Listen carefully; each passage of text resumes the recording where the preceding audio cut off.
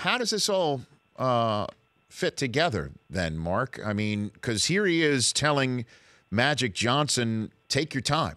You know, don't give up the farm for Kawhi right now. I trust you. I'll give you 3+1 to try and figure it out. What is his mindset, do you think, in the autumn of his NBA years, Mark?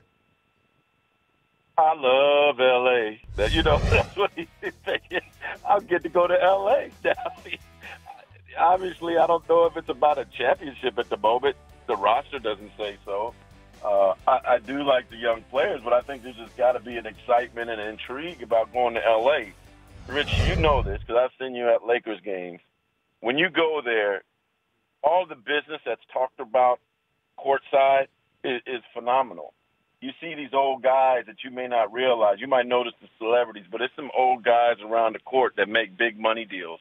So you're going to see Rich Paul and you're going to see Maverick Carter basically every game talking to the movers or the shakers in L.A. and taking care of LeBron's business for the future. Like people say, well, you know, he's LeBron. He doesn't need to do that. But instead of being a they're going to be there on a regular basis amongst the Hollywood execs and the money of California.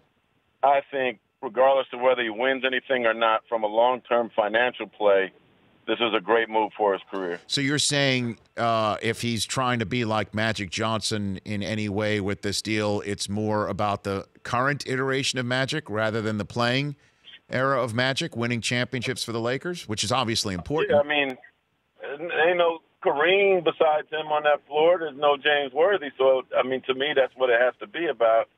Look, the dust may settle, and Kawhi Leonard could be there. It seems like from a free agency standpoint, it'd be tough to get Cousins or anybody else noteworthy. Not that there's a lot left, but if he was in a rush to win another championship, he definitely needs to be patient there because this is the Western Conference.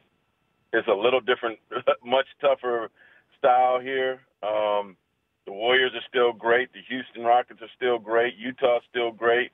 Dallas is about to be much better. Right now, if I look at it, I mean, the Lakers are definitely in the playoffs, but I definitely don't agree with them having the second-best odds in the NBA at this point. How about that, Mark? 7-2 now in Las Vegas, Nevada. Same as the Celtics. At the moment. Better than the Rockets odds right now. Only the Warriors have a better odds to win, or worse odds, is more expected based on a sports book in Las Vegas, Nevada. That's nuts. The most experienced guy playing next to him now is JaVale McGee, right? As far as playing at a high level.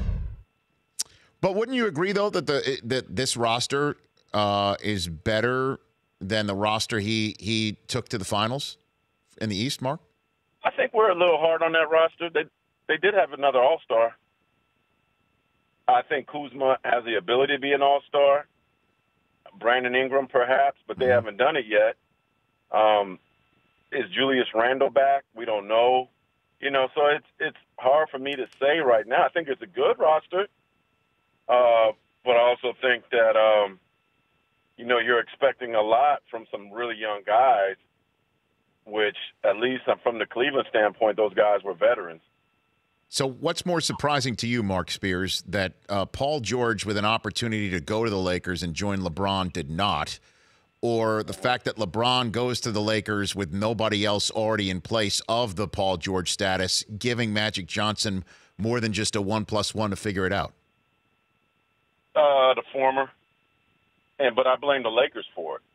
Like, they had their opportunity. They could have traded that number 2 pick and got him, and they felt like they didn't need to do it. They're the Lakers. We don't need to trade that pick.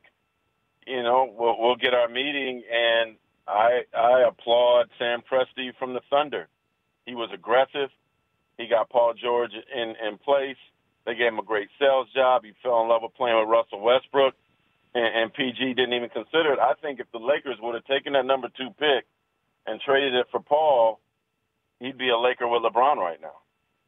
So I kind of blame the Lakers on that one. The Rich Eisen Show, weekdays at noon Eastern on Audience.